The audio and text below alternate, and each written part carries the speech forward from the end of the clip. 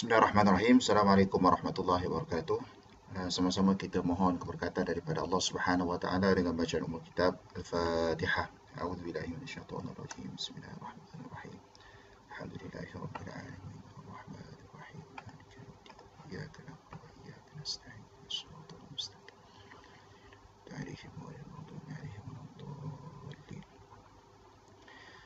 Alhamdulillahi Rabbil Alamin wa bihi nasta'in wassalatu wassalamu ala rasulihil amin wa ala alihi wa sahbihi ajma'in.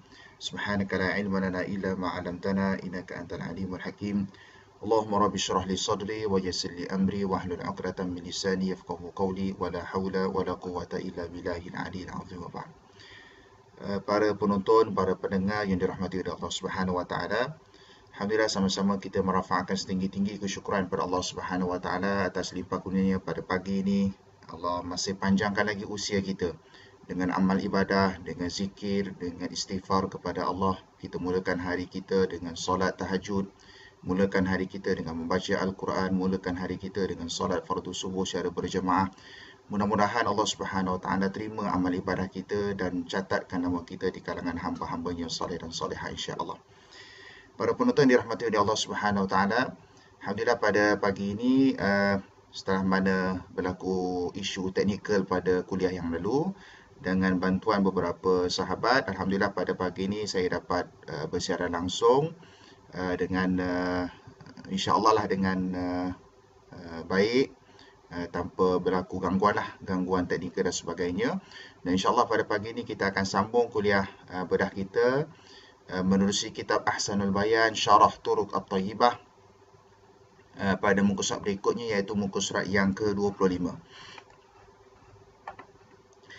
Bismillahirrahmanirrahim. Qala al-musannif hafizahullah wa nafa'ana bi'ulumihi fid darain amin.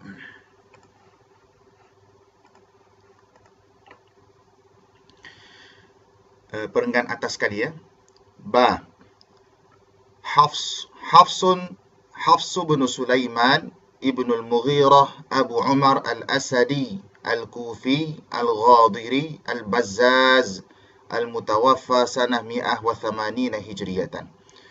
Berikut adalah salah satu daripada nama ulama, nama imam dalam ilmu qiraat yang telah dikumpul oleh al-Imam Ibnu Mujahid rahimahullah menerusi kitab beliau As-Sab'ah fi al-Qiraat, iaitu imam yang merupakan bacaannya diamalkan di majoriti negara umat Islam pada hari ini, iaitu Imam Hafs bin Sulaiman al-Mughirah al-Asadi.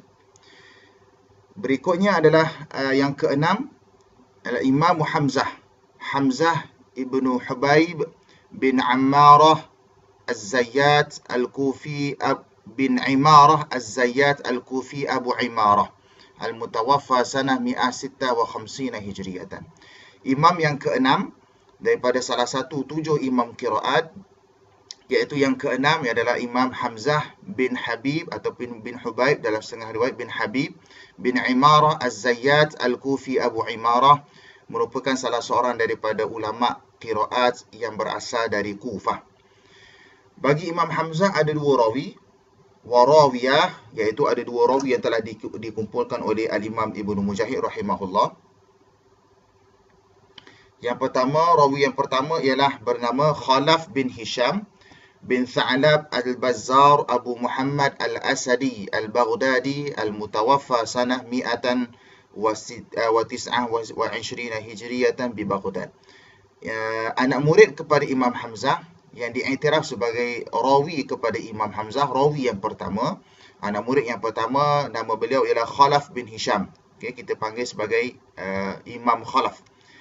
Kemudian yang kedua, anak murid yang kedua kepada Imam Hamzah, rawi yang kedua kepada Imam Hamzah ialah Khallad bin Khalid Abu Isa Asy-Syaibani maulahum As-Sayrafi Al-Kufi Al-Mutawaffa sanah 120 Hijriyatan.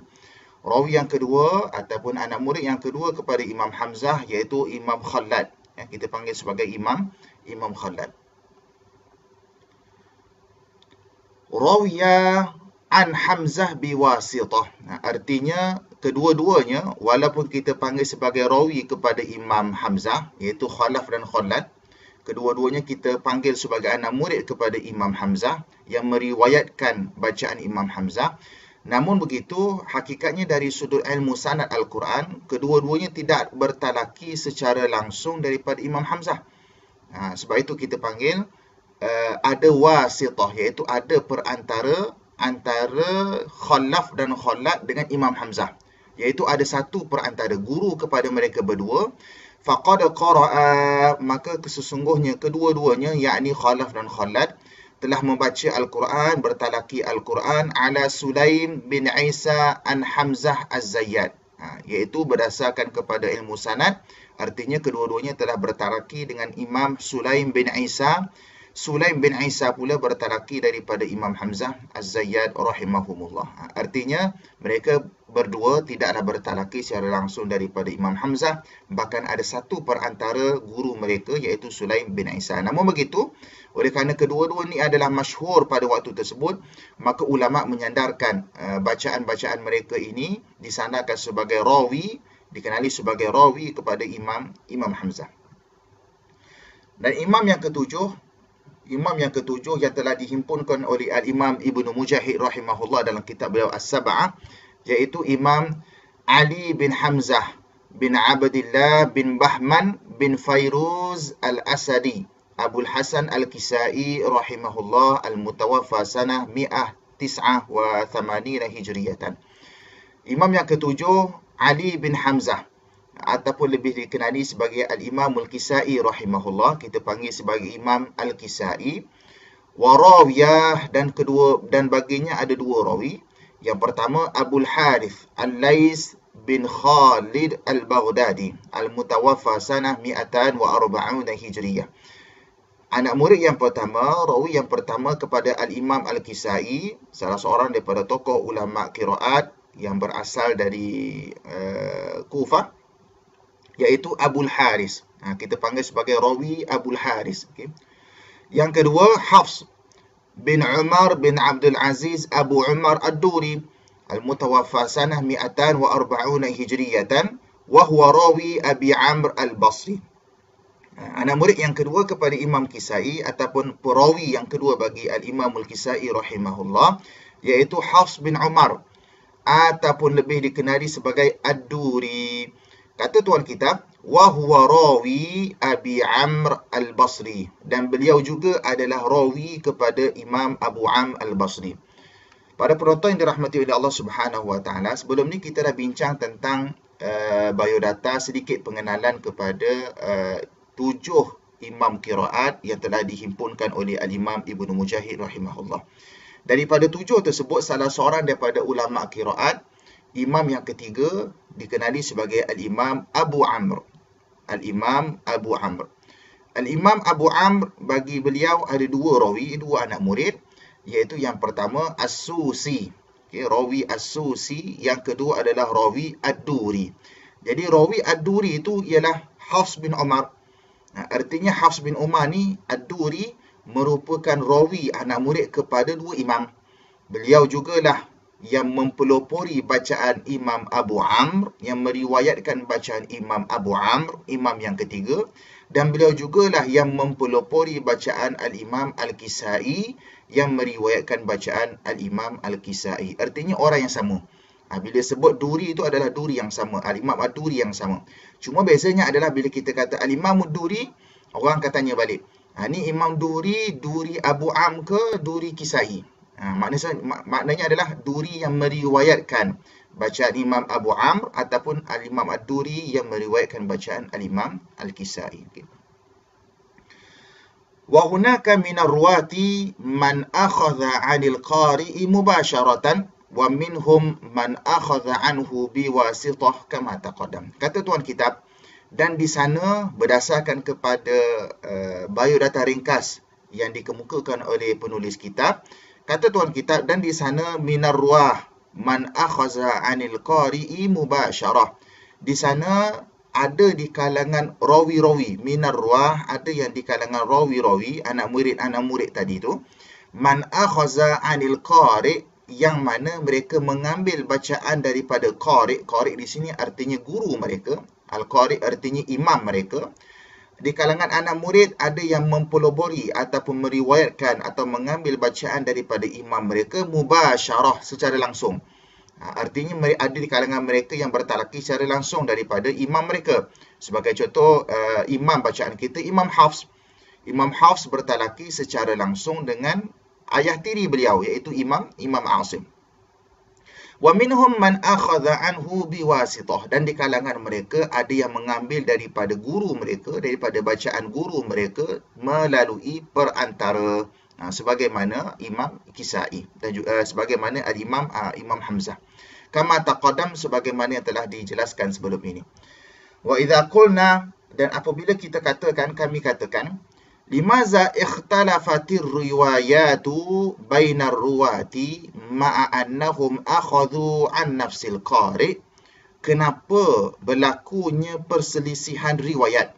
Limaza ikhtalafatir riwayatu, kenapa berlakunya perbezaan riwayat, perbezaan periwayatan bacaan qiraat, bainar ruwati, di kalangan perawi-perawi, ma'a annahum akhazu, sedangkan mereka itu mengambil an nafsil qari', mengambil bacaan daripada imam yang sama.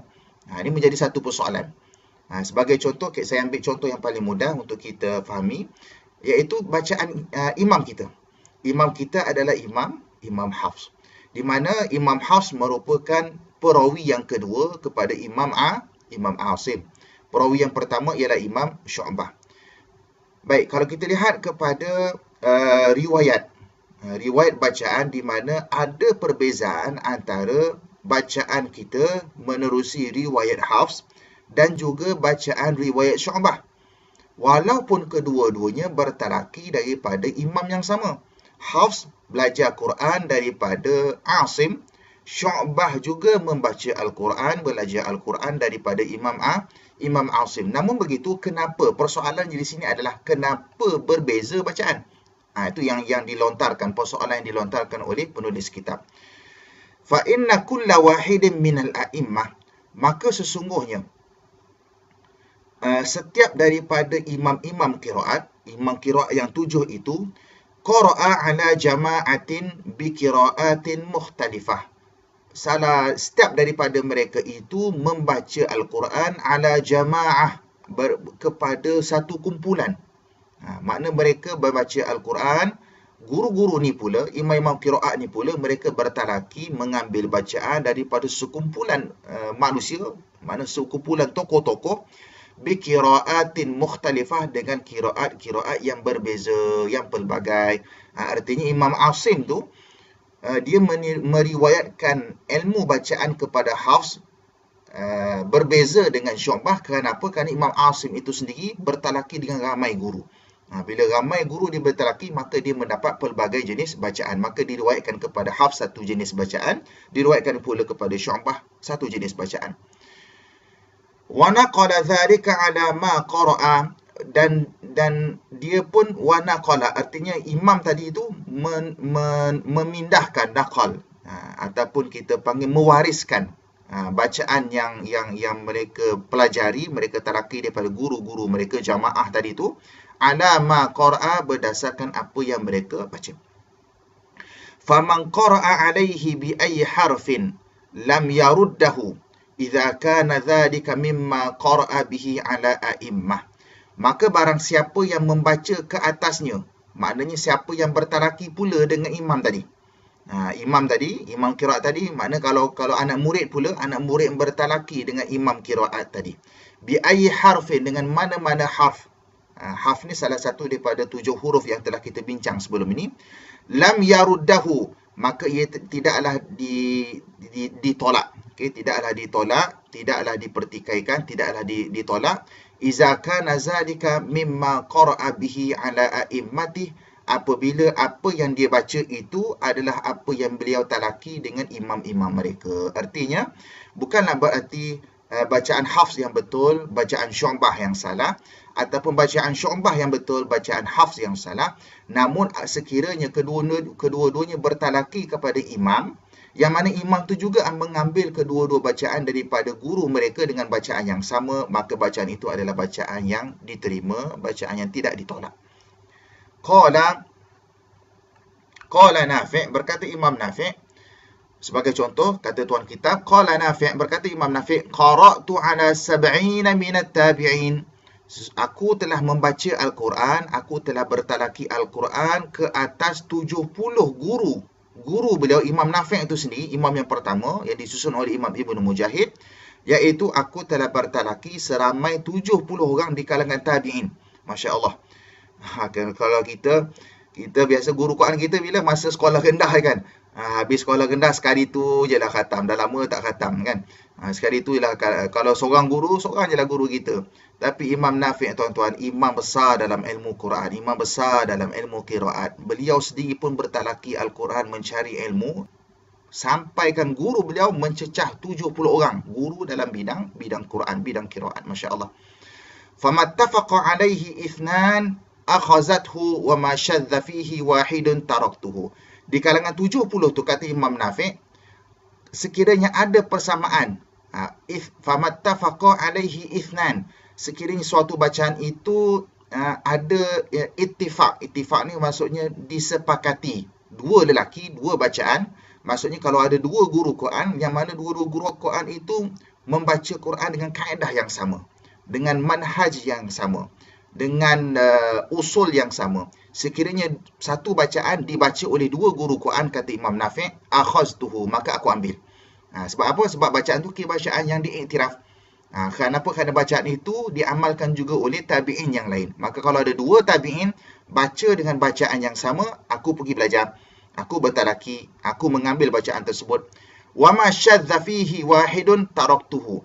Dan sekiranya ada seorang tabi'in yang rasa ganjil dengan bacaan tersebut. Artinya ada satu bacaan, satu jenis bacaan, ada dua tabi'in. Tabi'in A kata, aku tak pernah dengar bacaan tabi'in B ni, sebagai contoh. Ataupun aku rasa ganjil, syadza. Syadz maksudnya ganjil. Aku rasa ganjil dengan bacaan tabi'in B, kata Imam tabi'in A, sebagai contoh. Maka kata Imam Nafi', taraktuhu, aku tinggalkan bacaan tersebut. Sebab apa? Sebab ketika itu, zaman Imam Nafi', qiraat belum dikumpulkan lagi. Pada zaman Imam Nafi', qiraat belum disepakati lagi. Qiraat yang sahih dah ada, cuma ia tidak dikumpulkan menjadi satu ilmu. Qiraat mutawatirah dah ada, cuma oleh kerana dia bertebaran, akhirnya bercampur aduk antara qiraat yang sahihah dengan qiraat yang syazah. Justru Imam Nafi' amat teliti dalam isu tersebut. Imam Nafi' hanya meriwayatkan, hanya mengambil bacaan, hanya bertalaki sekiranya bacaan tersebut diiktiraf oleh dua orang tabi'in. Faman qara'a alaihi bimattafaqa alaihi ithnan min a'immatihi lam yunkar alaihi. Maka barang siapa pula yang membaca Quran, membaca qiraat dengan Imam Nafi'. Siapa pula yang bertalaki? Yang tadi Imam Nafi'. Tadi adalah kata-kata ungkapan daripada Imam Nafi'. Sekarang ni kata tuan kitab, kalau ada orang pula yang bertalaki Al-Quran dengan Imam Nafi', bimattafaqa alaihi ithnan, berdasarkan bacaan yang disepakati oleh dua orang. Mana dalam isu ni, dua orang ni bukan tabi'in lah. Kalau tadi guru kepada Imam Nafi' tabi'in, mana kalau dua orang ni pula anak murid. Mana ada orang mengesahkan, dua orang yang mengesahkan bacaan itu benar. Min a'immatihi, daripada imamnya, lam yunkar alaih, maka tidaklah ia ditolak, tidaklah dinafikan. Mana bacaan itu bacaan yang sah. Mana sekiranya bertalaki itu dua-dua dari kalangan imam tu mengesahkan bacaan itu, maka bacaan itu adalah bacaan yang diiktiraf. Fahadha qalun rabibuhu wa akhassun nasibih. Maka yang demikian inilah, kata tuan kitab, qalun, Imam Qalun, anak murid kepada Imam Nafi', yang merupakan rabibuhu, anak tiri kepada Imam Nafi', wa akhassun nasibih, dan merupakan manusia yang paling khusus dengannya. Maksud yang paling dekat, dialah yang paling rapat, anak tiri tuan-tuan, anak tiri kepada Imam Nafi'. Dan dengan air tirinya lah segala ilmu, segala pengalaman, jenis bacaan, manhaj dan sebagainya diriwayatkan kepada Imam Qalun. Wa warshun ashharur ruwati anhu, dan ada pula Imam Warsh merupakan ashharur ruwati anhu, iaitu perawi yang paling masyhur daripadanya, iaitu daripada Imam Nafi'. Mana Qalun ada kelebihan tersendiri, Warsh ada kelebihan tersendiri, yang mana kedua-duanya mengambil bacaan daripada Imam Nafi' dan bacaan itu disahkan. Bacaan itu disahkan merupakan bacaan yang ditalaki juga Imam Nafi' daripada tabi'in. Namun begitu, walaupun Qalun itu adalah anak murid yang paling rapat, walaupun Qalun itu merupakan anak tiri kepada Nafi', walaupun Warsh itu merupakan anak murid yang paling masyhur, perawi yang paling masyhur, ikhtalafa fi akthar min 3,000 harf. Namun begitu, mereka berdua hakikatnya berselisih. Ikhtalafa, kedua-duanya berselisih. Fi akthar min 3,000, pada lebih daripada 3,000. 3,000. Artinya, tuan-tuan, walaupun bertalaki daripada guru yang sama, Qalu dengan Warsh mengambil bacaan daripada guru yang sama, Imam Nafi', tapi hakikatnya bacaan mereka kontradik. Bacaan mereka amat jauh berbeza. Berbeza di mana perbezaan itu mencecah 3,000 harf, 3,000 huruf daripada min qat'in. Contohnya kata tuan kitab, antara contohnya perbezaan yang ketara adalah dari sudut qata', dari sudut hamz, huruf hamzah, wa idghamin, dari sudut idgham, wasyabihi, iaitu dan apa-apa yang seumpama dengannya. Walam yuwafiq ahadun minar ruwati an Nafi' riwayat Warshin anhu, dan tidaklah sama, walam yuwafiq, tidaklah sama, tidaklah sepakat, ahadun minar ruwah, walaupun seorang di kalangan perawi daripada Nafi' riwayat Warshin anhu, iaitu riwayat Warsh daripadanya. Artinya rawi-rawi Nafi' tak sama, rawi-rawi daripada Imam Nafi' tak sama bacaannya dengan rawi-rawi daripada riwayat daripada Imam Warsh. Wa innama dzalika li anna Warshan, kenapa bacaan Warsh ni amat jauh beza ketara? Kenapa beza ketara antara bacaan Warsh dengan bacaan Qalun? Wa innama dzalika, yang demikian itu adalah kerana li anna Warshan, kerana Warsh itu, Imam Warsh, qara'a alaihi bima ta'allamahu fi baladih, iaitu beliau membaca kepada Imam Nafi' berdasarkan apa yang beliau pelajari di negaranya. Maksudnya di negaranya tu di Imam Warsh. Kalau kita lihat kepada sejarah Imam Warsh ni bukannya orang Madinah. Nafi' menetap di Madinah, Qalun menetap di Madinah, tapi Imam Warsh dia berhijrah, dia orang Mesir. Imam Warsh ni orang Mesir, dia berhijrah daripada Mesir pergi ke Madinah untuk bertalaki dengan Imam Nafi'. Jadi oleh kerana bi'ah orang Mesir ketika itu cenderung kepada satu jenis bacaan, maka Imam Nafi' meriwayatkan bacaan tersebut sesuai dengan keadaan umat Islam di Mesir ketika itu. Akhirnya masyhurlah bacaan orang Mesir itu adalah bacaan Imam Warsh. Fawafaqa ma qara'a bihi Nafi', maka ia menepati apa yang beliau baca, yang Imam Nafi' membaca dengannya, an ba'di a'immatihi, daripada sebahagian guru-guru Imam Nafi'. Maknanya Imam Nafi' membaca Al-Quran daripada tabi'in, di mana tabi'in itu juga ada yang mempelopori bacaan kepada penduduk Mesir. Maka Imam Nafi' mengajar Imam Warsh mengikut bacaan penduduk Mesir berdasarkan apa yang beliau pelajari daripada imam-imam tabi'in. Fa'aqarrahu alaih, maka beliau mengiktiraflah, mengesahkan bahawasanya inilah bacaan yang sesuai untuk Imam Warsh baca, talaki dan mengajarkan kepada umat Islam di Mesir khususnya. Qala Hafsun, tuan kitab mendatangkan beberapa contoh yang lain lagi. Qala Hafsun, qultu li Asim, suatu hari Imam Hafs kata, aku berkata kepada Imam Asim, Abu Bakr yukhalifuni. Abu Bakr ni gelaran kepada Imam Syu'bah. Kata Hafs, wahai ayahandaku, sesungguhnya sahabatku Abu Bakr Syu'bah yukhalifuni, menyelisihiku, erti bacaan Syu'bah berbeza dengan aku. Faqala, yakni berkatalah Asim, aqra'tuka bima aqra'ani Abu Abdurrahman As-Sulami. Aku mengajar kepada engkau, wahai Hafs. Ini ayat 3 beliau. Imam Asim kata kepada Hafs, wahai Hafs, wahai anak andaku, ayah mengajar kepadamu bima aqra'ani, berdasarkan kepada apa yang diajarkan kepada ayah Abu Abdurrahman As-Sulami oleh guru kepada ayah, iaitu Abu Abdurrahman As-Sulami. Salah seorang daripada tokoh guru besar kepada Imam Asim, Abu Abdurrahman As-Sulami. Ini kita kena biasa membiasakan dengar nama-nama tokoh-tokoh ulama dalam bidang Quran di kalangan tabi'in, di kalangan sahabat. An Ali bin Abi Talib, di mana Abu Abdurrahman As-Sulami ini pula bertalaki daripada Sayyidina Ali bin Abi Talib radhiyallahu anhu. Artinya Imam Asim mengajar kepada Imam Hafs, Asim ajar kepada Hafs berdasarkan apa yang beliau belajar daripada Abu Abdurrahman As-Sulami. Abu Abdurrahman As-Sulami pula belajar daripada Sayyidina Ali bin Abi Talib radhiyallahu anhu. Artinya ini adalah salah satu daripada kita panggil susur jalur.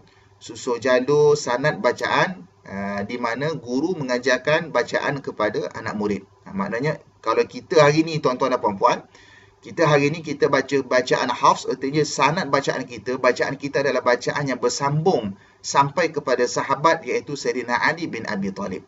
Bacaan kita adalah berdasarkan kepada bacaan sahabat Sayyidina Ali bin Abi Talib radhiyallahu anhu. Wa aqra'tuhu, kata Imam Asim, dan aku, yakni ayah mengajarnya. Nya siapa? Nya itu adalah Abu Bakar, iaitu Syu'bah. Dan ayah mengajar Syu'bah pula bima aqra'ani, berdasarkan kepada apa yang diajarkan kepada ayah Zir bin Hubaish an Abdullah ibni Mas'ud radhiyallahu anhu, iaitu berdasarkan kepada apa yang diajarkan oleh Zir bin Hubaish, yang mana beliau pula bertalaki daripada Sayyidina Abdullah ibni Mas'ud radhiyallahu anhu. Artinya bacaan Syu'bah, rantaian susun jalur bacaan Syu'bah adalah berdasarkan kepada apa yang dipelajari oleh Imam Asim daripada Zir bin Hubaish, daripada Sayyidina Abdullah ibni Mas'ud radhiyallahu anhu.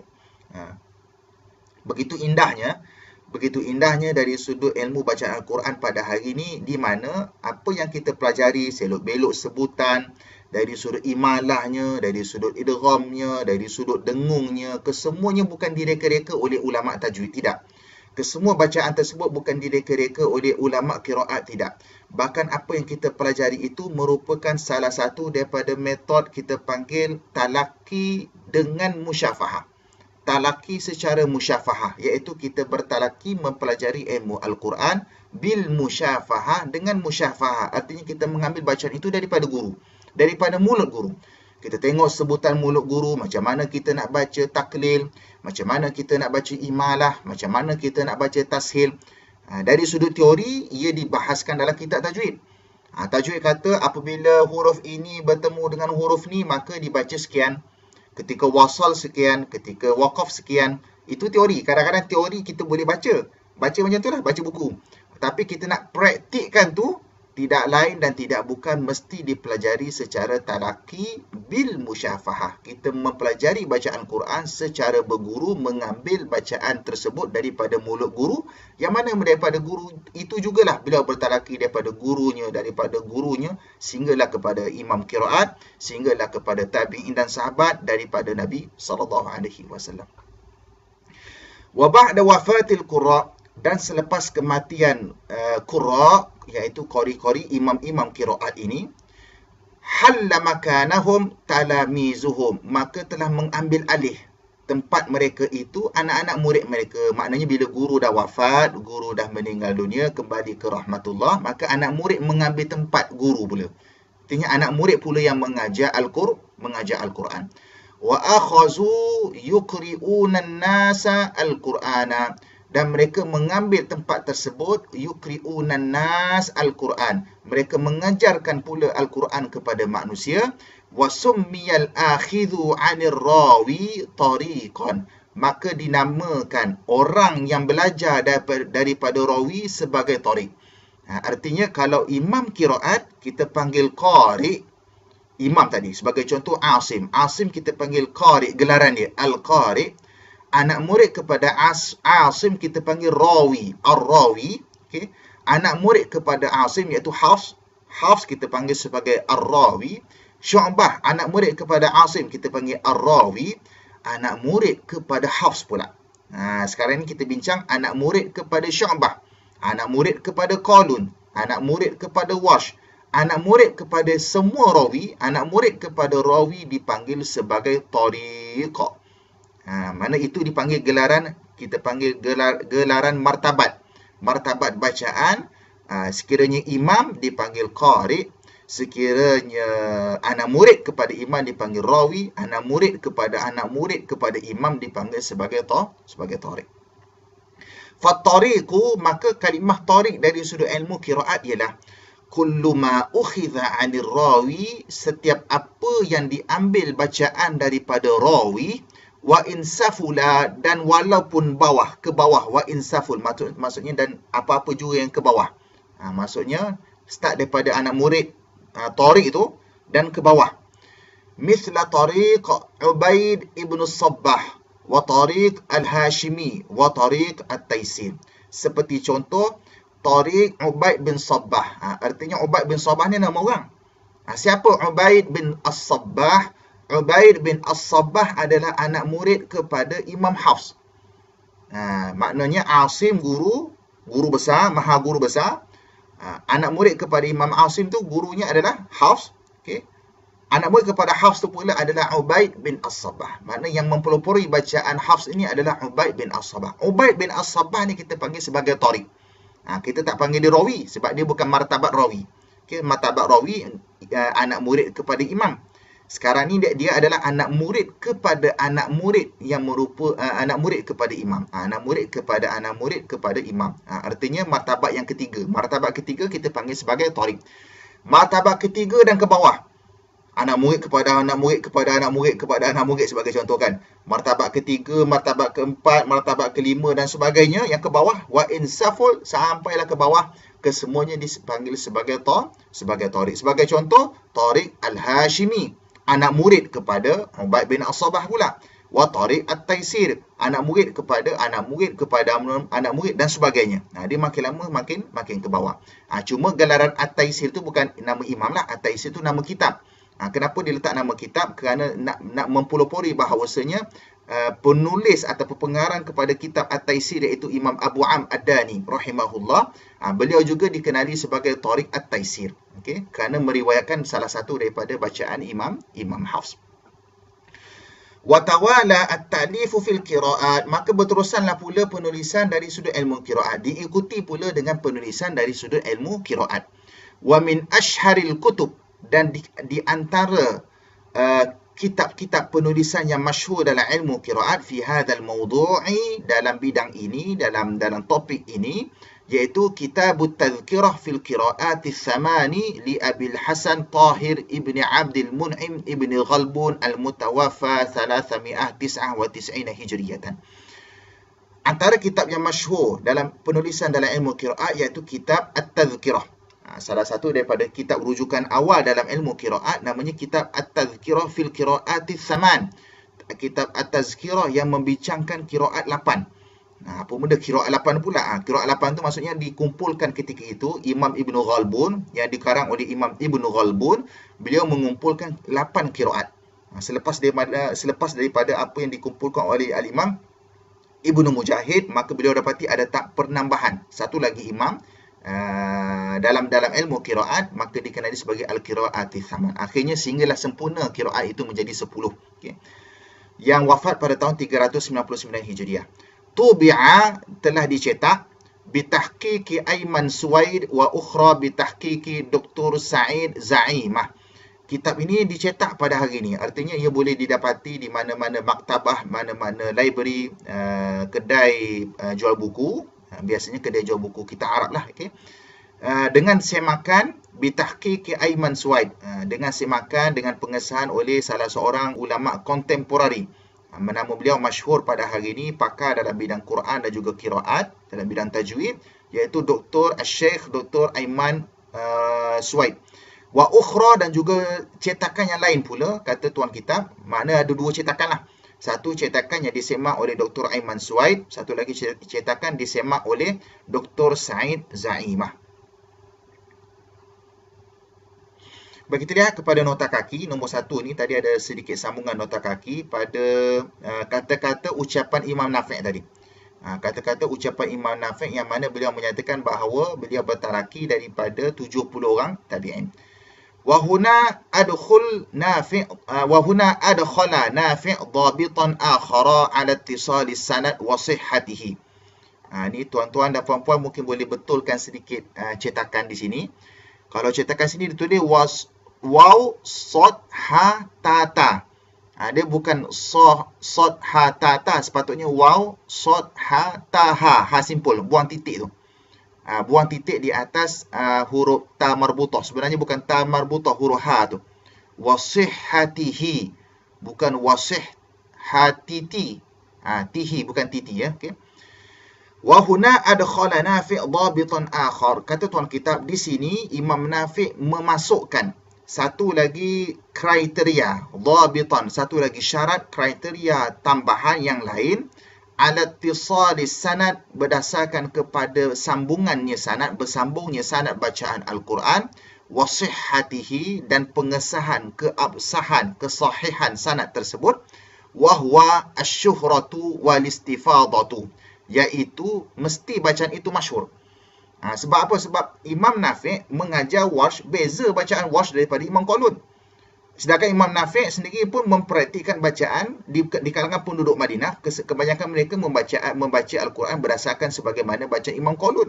Tetapi kenapa Warsh beza kontra dengan bacaan Imam Qalun? Kenapa? Kerana Imam Nafi' kata, aku mengajarkan kepada Imam Warsh ni, iaitu bacaan yang masyhur di negaranya. Oleh kerana di Mesir ketika itu, bacaan masyhurnya adalah bacaan macam Warsh. Masa tu tak disebut lagi bacaan Imam Warsh lah. Tapi bacaannya dah ada taklil, dah ada kita panggil silah mim jamak bil isba', dah ada hukum maklinnya dan sebagainya, yang mana tidak ada dalam bacaan Imam Qalun. Oleh kerana di Mesir yang masyhur bacaannya ketika itu dengan gaya tersebut, maka Imam Nafi' mengajar kepada Imam Warsh sesuai dengan bacaan penduduk Mesir, iaitu dengan satu penambahan syarat baru, kriteria baru, iaitu beliau akan ajar kepada anak murid berdasarkan bacaannya asy-syuhratu wal istifadah, iaitu bacaan yang masyhur. Istifadah pun juga maksudnya masyhur, iaitu yang diamalkan oleh majoriti orang, dipanggil sebagai istifadah. Wa miqyasan akhar, dan juga kias yang lain, lisyuzuz, iaitu perbandingan yang lain bagi syaz, iaitu at-tafarrud birriwayah. Makna lawan kepada syuhrah itu, antonim kepada syuhrah, kata kita panggil kata lawan kepada syuhrah, kata lawan kepada masyhur itu, iaitu perkataan asyuzuz, iaitu bacaan yang ganjil ini adalah at-tafarrudu birriwayah, iaitu keseorangan dalam meriwayatkan, walau kanat sahihah, walaupun ia sahih. Artinya bacaan yang masyhur itulah bacaan yang diamalkan, bacaan yang diterima pakai. Lawan kepada bacaan yang masyhur adalah bacaan yang ganjil. Apa maksud ganjil? Ganjil ini maksudnya adalah at-tafarrud birriwayah, iaitu hanya satu saja yang membaca bacaan tersebut. Bacaan itu adalah bacaan ahad. Kalau dalam ilmu hadis, artinya satu saja rawi kepada hadis tersebut kita panggil sebagai hadis ahad. Maka dari sudut ilmu qiraat dipanggil at-tafarrud birriwayah, iaitu hanya satu sahaja yang meriwayatkan bacaan tersebut. Itu lawan kepada bacaan masyhur. Walau kanat sahihah, walaupun bacaan itu bacaan sahih, tapi oleh kerana ia tidak diamalkan, maka bacaan itu termasuk daripada bacaan syaz, kata tuan kitab. Baik, kita sambung sikit lagi. Wa minha kitab at-tabsirah li Abi Muhammad Makki bin Abi Talib al-mutawaffa sanah 437 hijriyatan. Dan di antaranya, antara kitab-kitab yang lain yang masyhur dalam ilmu qiraat, iaitu kitab at-tabsirah. Ini antara kitab-kitab yang terawal, tuan-tuan dan puan-puan ya, antara kitab yang terawal yang dikarang dalam ilmu qiraat, iaitu kitab at-tabsirah, karangan Imam Abi Muhammad Makki bin Abi Talib. Salah seorang daripada ulama yang masyhur, tuan-tuan, dalam ilmu qiraat, Imam Makki bin Abi Talib. Beliau banyak mengarang kitab-kitab dalam ilmu qiraat. Wa kitab At-Taisir li Abi Amr Ad-Dani, dan juga kitab At-Taisir, sebagaimana kita bincang tadi, Tariq At-Taisir, iaitu Tariq Imam Abu Amr Ad-Dani. Beliau juga salah seorang daripada yang mempelopori bacaan Imam Hafs kita, dan juga qiraat-qiraat riwayat-riwayat yang lain.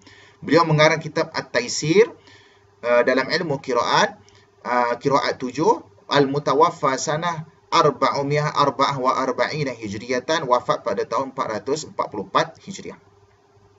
Wa kitab Al-Unwan fil Qiraat As-Sab', iaitu kitab Al-Unwan fil Qiraat As-Sab' dalam ilmu qiraat yang 7, li Abi Tahir Ismail bin Khalaf bin Sa'id Al-Ansari rahimahullah, al-mutawaffa sana 455 Hijriyatan, iaitu kitab Al-Unwan karangan Imam Abi Tahir yang wafat pada tahun 455 Hijriyah. Inilah antara contoh-contoh kitab qiraat yang dikarang oleh ulama terdahulu berdasarkan dari sudut sejarahnya, antara kitab-kitab yang terawal lah, antara kitab-kitab yang terawal dari sudut penulisannya, perbahasannya berkaitan tentang ilmu qiraat. Okey. Berikutnya kita berpindah kepada tajuk yang berikutnya, iaitu yang keempat kata tuan kitab, iaitu berkaitan tentang Asy-Syatibiyah. Dan tajuk ni bagi saya agak menarik untuk dibincangkan. Kita nak mula kenal siapa Imam Syatibi. Orang sebut Syatibi kan. Kalau kita kat Malaysia ni mesti bacaan ikut Asy-Syatibi, menurut Tariq Asy-Syatibi. Siapa Asy-Syatibi ni? InsyaAllah nanti kita akan bahas pada kuliah yang akan datang. Jadi saya berhenti setakat itu dulu. Jam pun sudah menunjukkan 7.45. Kerana perbahasannya agak menarik, insyaAllah saya akan kupas dengan lebih detail, dengan lebih terperinci, dan kita sama-sama lebih kenal insyaAllah dalam kuliah akan datang. Siapakah beliau? Tokoh yang sehingga hari ini kitab beliau, nazam beliau, ataupun kita panggil matan beliau, dipelajari di seluruh pelosok dunia.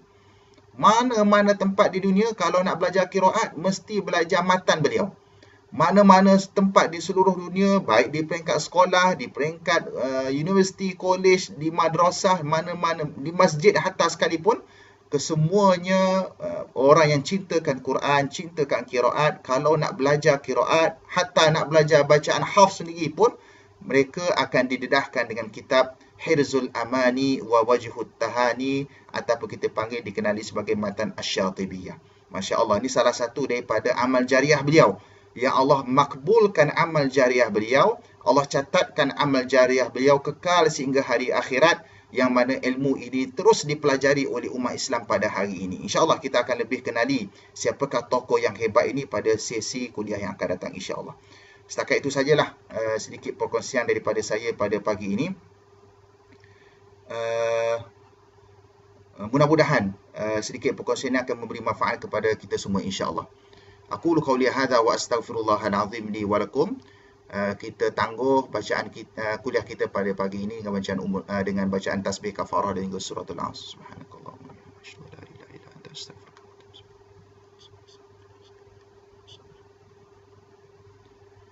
Terima kasih atas kehadiran tuan-tuan dan puan-puan. Mudah-mudahan Allah Subhanahu wa taala merahmati kita semua. Aqulu qawli hadza wa astaghfirullahal azim li wa lakum. Assalamualaikum warahmatullahi wabarakatuh.